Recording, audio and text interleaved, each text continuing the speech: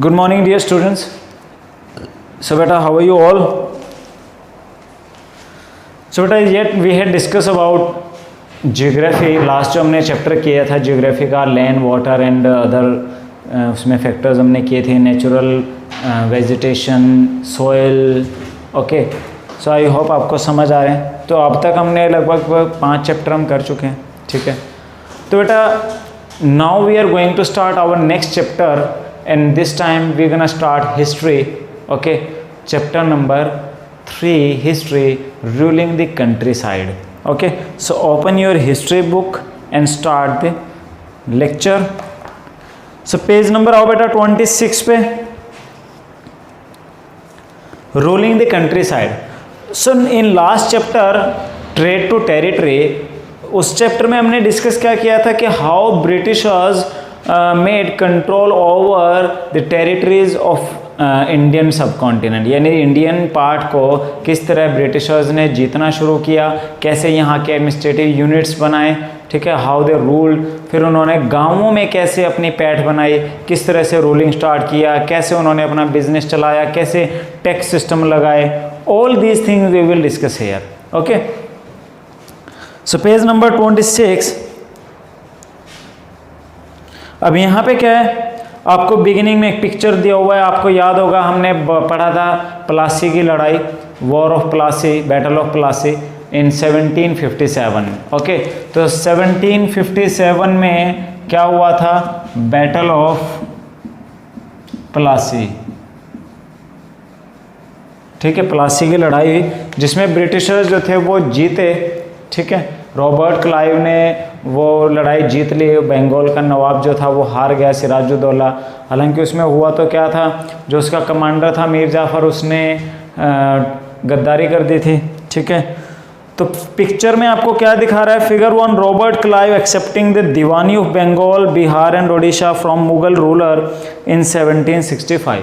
उसके बाद क्या हुआ, 1764 में से जो बैटल हुआ, और वो कौन सा था, बैटल ऑफ बक्सर. ठीक है, बक्सर की लड़ाई. अब बैटल ऑफ बक्सर में क्या हुआ था, एक तरफ तो थे ब्रिटिशर्स जिसका कमांडर था रॉबर्ट क्लाइव, और दूसरी तरफ कौन था, नवाब ऑफ बंगाल, नवाब of Awadh and Mughal emperor Shah Alam. अब ये तीनों मिलके भी अंग्रेजों से हार गए थे. ठीक है, तो अभी इसीलिए क्या हुआ, बंगाल, बिहार, ओडिशा, इन पार्ट की जो दीवानी राइट्स थे वो किसको दे दिए, ब्रिटिशर्स ने अपने पास ले लिए. दीवानी राइट्स का मीनिंग क्या है, now they had right to collect land revenue from those areas. यानी अब वो उस एरिया के जो लैंड रिवेन्यू है वो ले सकते थे, यानी किसानों से जो टैक्स लिया जाता था वो टैक्स वो ले सकते थे. ठीक है, अब वो टैक्स अगर उनको लेना है, ठीक है, तो क्या करना पड़ेगा, गांव तक अपना एक नेटवर्क बनाना पड़ेगा, विलेज में जो फार्मर्स हैं उनसे टैक्स कलेक्ट करना है. ओके, तो इनको हम क्या बोलते हैं, diwani right. Okay, so the company becomes the diwan. तो क्या हुआ, कंपनी अब क्या हो गई थी, दीवान बन गई थी. दीवान का मीनिंग क्या हो गया, diwan means the official he has right to collect land revenue. Okay, so on 12th August 1765 the Mughal emperor appointed the East India Company as the Diwan of Bengal. देखो क्या हुआ, 1707 में औरंगजेब की डेथ होने के बाद आगे जो मुगल रूलर्स आए वो ज़्यादा स्ट्रॉन्ग नहीं थे, पावरफुल नहीं थे. ठीक है, उस पीरियड में रूल करता था मुगल एम्परर शाह आलम. उसके वो वैसे ही कोई दमदार नहीं था. बक्सर की लड़ाई हारने के बाद क्या हुआ, बड़े easily British east India company ने बंगाल, बिहार और उड़ीसा की दीवानी राइट्स ले लिए. यानी कि उस एरिया का जो लैंड टैक्सेस होगा वो अब ईस्ट इंडिया कंपनी लेगी, वो मुगल नहीं लेंगे. The actual event most probably took place in Robert Clive's tent with a few Englishman and Indians as witness. ठीक है, तो माना जाता है उस टाइम पे वो जो कॉम्प्रोमाइज़ हुआ था वो रॉबर्ट क्लाइव के साइड ही हुआ था, उसी के टेंट में हुआ था. और वहाँ पे कुछ इंग्लिशमैन थे यानी ब्रिटिश लोग थे, कुछ इंडियंस थे. But in the painting about the event is shown as a majestic occasion taking place in a grand setting. पर पिक्चर में क्या दिखाया जा रहा है भाई, एक तख्त बना हुआ है, उस पर मुगल रूलर बैठा है, नीचे खड़े हुए हैं ब्रिटिशर्स, रॉबर्ट क्लाइव, और वो साइन कर रहा है। Okay, grand setting. The painter was commissioned by Clive to record the memorable event in Clive's life. तो वहाँ पे था क्या, एक पेंटर है जो कि क्लाइव की जो मेमोरीज हैं, उसकी लाइफ के बेस्ट मोमेंट्स हैं, उनको पेंटिंग करता है। ठीक है, the grant of Deewani clearly was one such event in British imagination. और ये तो ब्रिटिश हिस्ट्री का इंडिया में बहुत इंपॉर्टेंट टाइम था जब उनको इंडिया में किसी प्लेस की दीवानी राइट्स मिल गई, यानी कि अब ब्रिटिशर्स यानी ईस्ट इंडिया कंपनी क्या हो गई, एक दीवान बन गई। ठीक है, एक इंडियन एरिया में कहाँ तो वो सिंपल एक बिजनेस करने वाली, ट्रेडिंग करने वाली कंपनी थी, कहाँ अब वो क्या बन गई, एक दीवान बन गई। As Diwan, the company became the chief financial administrator of the territory under its control. Okay, so those area which were now in the control of East India Company, जो उनके पास एरिया आए थे बिहार, बंगाल एंड ओडिशा वाले, तो अब वहाँ का दीवान कौन था, east India company. Now it had to think of administering the land and organizing its revenue resources. तो अब उन्हीं को ही वहाँ के रिसोर्सेज को कैसे यूज़ करना है वो सोचना था, उन्हीं को ही वहाँ की एडमिनिस्ट्रेशन देखनी थी, ईस्ट इंडिया कंपनी को ही। So this had to be done in a way that could yield enough revenue to meet the growing expense of company. Okay, so क्या बोलता है कि this had to be done in a way that could yield enough revenue to meet the growing expenses of East India Company, यानी उन्हें इस तरह से काम करना था कि उनके जो खर्चे हैं वो खर्चे बड़ी आसानी से पूरे हो जाएं, जो ईस्ट इंडिया कंपनी के खर्चे हैं। A trading company had also to ensure that it could buy the products it needed and sell what it wanted. और उन्होंने, अब वो बेसिकली तो यहाँ ट्रेड करने ही आए थे, बिजनेस करने ही आए थे, बट अब तो क्या हो गया, उनके हाथ डबल काम हो गया। एक तो पहले उनको क्या करना पड़ता था, पैसों से यहाँ सामान खरीदना पड़ता था, फिर वो सामान वो इंग्लैंड भेजते थे, वहाँ बेचते थे। अब क्या हो गया, अब तो कहीं से पैसा लाना ही नहीं, इंडियंस से ही एज अ टैक्स पैसा इकट्ठा करना, उस पैसे से माल बनवाना, खरीदना और उस माल को इंग्लैंड में बेचना। ठीक है, सारी तरफ से प्रॉफिट, लगता तो कुछ था ही नहीं उनका। So over the years the company also learned that it had to move with some caution. अब धीरे धीरे कंपनी को लगने लगा भी उनको थोड़ा सावधानी से काम करना चाहिए। Being an alien power, it needed to pacify those who in the past had ruled the countryside. अब being an alien power का मतलब होता है जो लोकल रूलर्स नहीं है। अब अंग्रेज कहाँ से आए, ब्रिटेन से, रूल किसको करें, इंडिया को। अब इंडियन बंदे को ये बात उस टाइम पे क्यों अच्छी लगती है भाई उनको कोई विदेशी बंदे रूल करें। ठीक है, तो उसको ये नहीं कि वो एक एलियन पावर थे, यानी कि अदर जगह से आए हुए रूलर थे, तो उनको रूल करना था, तो लोगों को भी कहीं ना कहीं शांत रखना पड़ेगा, नहीं तो रूल नहीं हो पाएगा। So it needed an to pacify those who in the past had ruled the country side, जिन्होंने कंट्री साइड यानी गाँव में जो रूल चलता था, ठीक है, वहाँ के सिस्टम को वो क्या कर सकें, शांत रख सकें।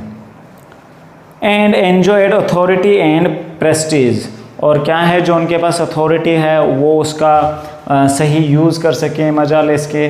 ठीक है, उनका जो रुतबा है, प्रेस्टीज है, वो बना रहे। Those who had held local power had to be controlled, but they couldn't be entirely eliminated. तो ये चाहते थे कि जो विलेज में या लोकल एरिया में जो गवर्नमेंट सिस्टम है, रूलिंग सिस्टम है, ठीक है, वो एकदम से भी सारा ख़त्म ना किया जाए, बट कंट्रोल रहे। ठीक है, कंट्रोल भी रहे और पूरी तरह से ख़त्म भी ना किया जाए। How was this to be done, अब वो कैसे बदलते, क्या करते। In this chapter we will see how the company came to colonise the countryside. अब हम इसमें देखेंगे कैसे कंपनी ने कंट्री साइड यानी गाँवों को कॉलोनाइज किया, अपने कब्जे में लिया, अपने ऑथोराइजेशन वहाँ पे लगाई। Organise revenue resources, redefine the right of people and produce the crop it wanted. ठीक है, लोगों के जो राइट्स थे उनको रीडिफाइन किया। ठीक है, चेंज करते रहे टाइम टू टाइम, जो फसलें वो चाहते थे वो उगवाई। ठीक है, so next topic, revenue for the company. Okay ना, यानी कि कंपनी को रेवेन्यू कहाँ से मिलता। अब the company had become the diwan, अब कंपनी दीवान बन गई थी, but it still saw itself primarily as a trader, हालांकि वो दीवान बन गई, ईस्ट इंडिया कंपनी अब बिहार, बंगाल, उड़ीसा वाले एरिया की रूलर बन गई थी, बट वो आज भी कौन क्या थिंकिंग थी उनकी, भाई हम तो ट्रेडर हैं, हम तो व्यापार करने आए हैं, ठीक है। उनको लगता था मेजर बेनिफिट तो ट्रेडिंग में ही है, रूलर बन के क्या निकाल लेंगे हम। It wanted a large revenue and income but was unwilling to set up any regular system of assessment and collection।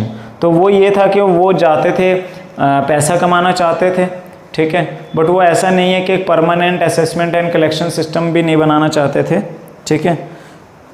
The effort was to increase the revenue as much as it could and buy fine cotton and silk cloth as cheaply as possible। So the effort was to increase the revenue as much as it could and buy fine cotton and silk cloth as cheaply as possible। तो उन्होंने क्या किया, अपना जो revenue है उसको बढ़ाने की हर कोशिश की, और जो अच्छा कॉटन था इंडिया का एंड जो सिल्क था रेशम, वो जितना सस्ता हो सके उतना सस्ता वो खरीदें। Within 5 years the value of goods bought by company in Bengal doubled। अब उनके पास क्या हो गया, उनके पास पावर आ गई, वो अब क्या बंगाल बिहार के एरिया के दीवान बन गए थे, रूलर बन गए थे, तो उनके पास पावर आ गई थी, कुछ वो अपने हिसाब से डिसाइड कर सकते थे, तो उनको लोकल एरिया से टैक्स मिलने लग गया। प्लस में उन्होंने क्या किया, जो कॉटन के सप्लायर थे या जो वीवर्स थे जो बुनाई करते थे कपड़ों की, या जो सिल्क प्रोड्यूस करते थे, रेशम बनाते थे, उन्होंने उनको से अपनी मर्ज़ी के रेट दे के सामान लेना शुरू कर दिया। पहले तो जो रेट उनको मिलता था मार्केट रेट वो ख़रीदना पड़ता था, अब वो पावर में आ गए थे तो थोड़ा दबदबा दिखा सकते थे, ठीक है, तो इससे उनको बेनिफिट हो गया और उनका जो प्रॉफिट था वो बढ़ गया, ठीक है। Before 1865 the company had purchase goods in India by importing gold and silver from Britain. उससे पहले यानी 1865, वैसे तो क्या होता था, यानी कि यह आएगा 1765, ठीक है, यहाँ पे 1865 लिखा हुआ है बेटा बुक में। तो होता क्या था, 1765 से पहले जो ब्रिटिशर्स थे वो इंग्लैंड से पैसा लेके आते थे इंडिया में, ठीक है, और वो पैसा पहले की तरह आज की तरह रुपया नहीं चलता था, तो क्या होता था, गोल्ड एंड सिल्वर तो हर जगह सेम ही रहता था, तो वो गोल्ड एंड सिल्वर की फॉर्म में यहाँ पैसा लाते, इंडिया से सामान खरीदते थे, और वो सामान फिर इंडिया से किस फॉर्म में, गोल्ड एंड सिल्वर दे के यहाँ के लोगों को और सामान खरीदते। वो सामान फिर कहाँ बिकता, इंग्लैंड में, ठीक है। तो इंडिया को तो बेनिफिट ही बेनिफिट था क्योंकि गोल्ड एंड सिल्वर आता था और सामान जाता था। अब क्या हुआ, 1765 में जब उनको राइट्स और दीवानी मिल गए, अब उनको ब्रिटेन से गोल्ड एंड सिल्वर लाने की ज़रूरत नहीं थी, वो इंडिया से ही फार्मर्स एंड अदर जगह से टैक्स के फॉर्म में जो पैसा आता था उससे पैसे से वो सामान खरीदते और वो सामान इंग्लैंड भेज दिया जाता, वहाँ से इंग्लैंड की करेंसी में ट्रेडिंग हो जाते थे। तो कहाँ, तो पहले इंग्लैंड से सोना चांदी आता था, उसके बदले माल जाता, अब इंग्लैंड से सोना चांदी लाने की उनको ज़रूरत नहीं थी, इंडिया के से इकट्ठे किए हुए पैसों से माल खरीद के इंग्लैंड भेज देते। तो अब इंडिया से इंग्लैंड बेनिफिट वाली कंडीशन में आ गया, ठीक है। अब इंडिया आ नहीं रहा था कुछ भी, बस जा ही जा रहा था। So before 1765 the company had purchase goods in India by importing gold and silver from Britain. Now the revenue collected in Bengal could finance the purchase of goods for export। okay, so now they can finance their export by collecting land revenue। Soon it was clear that the Bengal economy was facing a deep crisis। अब इससे क्या हुआ, England से आ कुछ नहीं रहा था, बस जा ही जा रहा था, यानी बंगाल के लोगों से ही पैसा लेते, उससे माल खरीदते और वो माल इंग्लैंड बेचने के लिए भेज देते, ठीक है।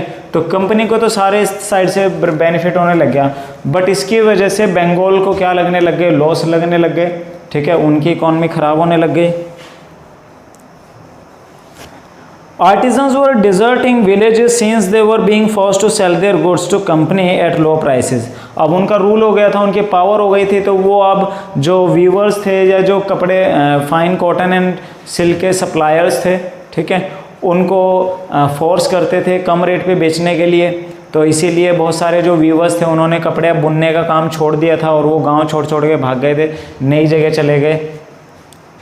Peasants were unable to pay the dues that were being demanded from them, और जो किसान थे वो भी जितना टैक्स कंपनी मांगती थी उतना टैक्स नहीं पे कर सकते थे। Artisanal production was in decline.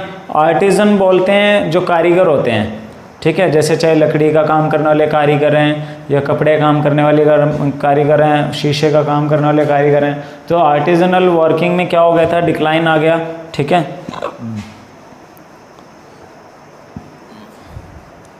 And agricultural cultivation showed sign of collapse, और जो एग्रीकल्चरल प्रोडक्ट्स हैं वो तो बिल्कुल ही ख़त्म होना शुरू हो गए। Then in 1770s a terrible famine killed 10 million people in Bengal, ठीक है। और उसी टाइम पे क्या हुआ, 1770s के टाइमिंग में, यानी इसी पीरियड के आसपास क्या हुआ, बंगाल में फेमाइन पड़ गया, अकाल पड़ गया और 1 करोड़ लोग मारे गए। About 1/3 of population was wiped out, ठीक है, यानी कि 1/3 पॉपुलेशन जो थी वो क्या हो गई, ख़त्म हो गई। So the need to improve agriculture, अब क्या हुआ, उन्होंने एग्रीकल्चर को इम्प्रूव करने पे फोकस किया ब्रिटिशर्स ने। If the economy was in ruins could the company be certain to its revenue income.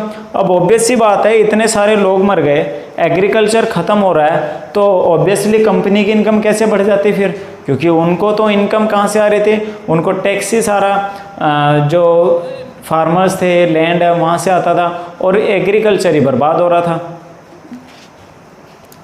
Most company official begin to feel that investment in land had to be encourage and agriculture had to be improved. तो बहुत सारे British officials को क्या लगा कि we have to invest in agriculture field, भी क्या है कि एग्रीकल्चर फील्ड में पैसे इन्वेस्ट करना पड़ेगा जिससे कि यहाँ पे क्या है, इम्प्रूवमेंट आए, ठीक है। जितना एग्रीकल्चर बेटर होगा उतना ही हमारे लिए कलेक्शन ज़्यादा आएगी। So how was this to be done, कैसे होता है काम। After 2 decades of debate on the question the company finally introduce the permanent settlement in 1793। क्या हुआ, यहाँ पे साइड में पिक्चर है बेटा, एक ये ब्रिटिश ऑफिसर खड़ा हुआ है, तो इसका नाम था कॉर्नवालिस, ठीक है, Charles Cornwallis. So Cornwallis was the governor general of India when the permanent settlement was introduced. तो क्या हुआ, 1793 में ब्रिटिशर्स ने क्या किया, परमानेंट सेटलमेंट सिस्टम इंट्रोड्यूस किया, ठीक है। कब किया, 1793 में। किसने किया, कॉर्नवालिस ने, ठीक है। अब इसमें था क्या, वो देखो क्या होता था इसमें। By the term of settlement the rajas and taluqdar were reorganised as zamindar. तो पहले क्या होता था, जो लोकल छोटे छोटे राजा होते थे, नवाब रहते थे, छोटे छोटे तालुकदार होते थे। तालुकदार जैसे एक तहसील टाइप के एरिया का जो हेड होता था, तो उन सबको क्या बना दिया उन्होंने, ज़मींदार बना दिया। They were asked to collect rent from the peasant and pay revenue to the company. उनको बोला भाई आप नीचे फार्मर से टैक्स लो और कंपनी को पे करो। The amount to be paid was fix permanently. अब उनके लिए वो जो अमाउंट पे करनी थी वो फिक्स थी, उन्होंने फिक्स कर दिया, इतना पैसा आपको देना पड़ेगा, नीचे से जितना मर्जी लो, हमें तो इतना पैसा चाहिए आपसे। That is it was not to be increase ever in future. और उन्होंने तय कर दिया भाई जितना पैसा अभी तय हुआ है इतना पैसा ही रहेगा, बढ़ेगा नहीं है, इसीलिए उसको परमानेंट सेटलमेंट कहते थे। भाई एक बार जितना पैसा फिक्स कर दिया, मान लो ज़मींदार के पास एक पूरे गाँव की ज़मीन है, ठीक है, एक गांव सारा उसी का है, वो उस गांव का ज़मींदार है, तो उससे सेट कर लिया भाई तेरे को इतना पैसा देना ही देना है। तो वो अब नीचे वो जो ज़मीन उसके पास आई है एक तरह से ठेके पे ले लेता है वो, ठीक है। अब वो नीचे खुद खेती कराए या किसानों को रेंट पे दे दे ज़मीन, ठीक है, या जो वहाँ पहले से करते हैं उनसे टैक्स ले, वो ज़मींदार देखेगा। आप ज़मींदार को एक फिक्स अमाउंट कंपनी को देनी पड़ेगी। So they were asked to collect rent from the peasant and pay revenue to the company. The amount to be paid was fixed permanently, that is it was not to be increased ever in future. It was felt that this would ensure a regular flow of revenue into the company's coffers। तो क्या हुआ, उससे क्या उनको लगा भाई इससे company को एक रेगुलर बेस पे इनकम जो है वो आता रहेगा। And at the same time encourage the zamindar to invest in improving the land, ठीक है। And at the same time encourage the zamindar to invest in improving the land. और वो ज़मींदार को भी एनकरेज करते थे कि वो लैंड पे कुछ पैसा लगाए, जैसे जंगल वगैरह उनको काट के साफ़ कर ले, लैंड की क्वालिटी बढ़ाने के लिए कुछ काम करे, जिससे एग्रीकल्चर जो है वो बढ़े। Since the revenue demand of the state would not be increased, the जमींदार would benefit from increased production from land, ठीक है। अब क्या था, कंपनी ने तो फिक्स कर दिया भाई हम तो तुमसे इतना पैसा लेंगे, नीचे तुम जितना मर्जी लेते रहना या जितना मर्जी प्रॉफिट आए हमें कोई मतलब नहीं। तो ज़मींदार को भी लगा भाई अगर मैं इस एरिए में मेरे को इतना पैसा तो देना है ही है, तो अगर मैं जितनी ज़मीन अब है उससे ज़्यादा कर लूँ, ठीक है, मतलब जो वहाँ की वेस्ट लैंड है उसको कन्वर्ट कर लें एग्रीकल्चर में, ताकि ज़्यादा से ज़्यादा प्रोडक्शन हो, तो मेरे को कंपनी को तो फिक्स अमाउंट ही देनी है, उसके बाद जो पैसा बचेगा वो तो मेरा ही है। तो इसलिए जो लोकल एरिया के ज़मींदार थे वो इनकरेज होके उस पर क्या करते थे, पैसा लगाते थे, ठीक है। चलो बेटा आज हम करते हैं इतना ही, बाकी हम करेंगे फिर नेक्स्ट। ओके बेटा, थैंक यू।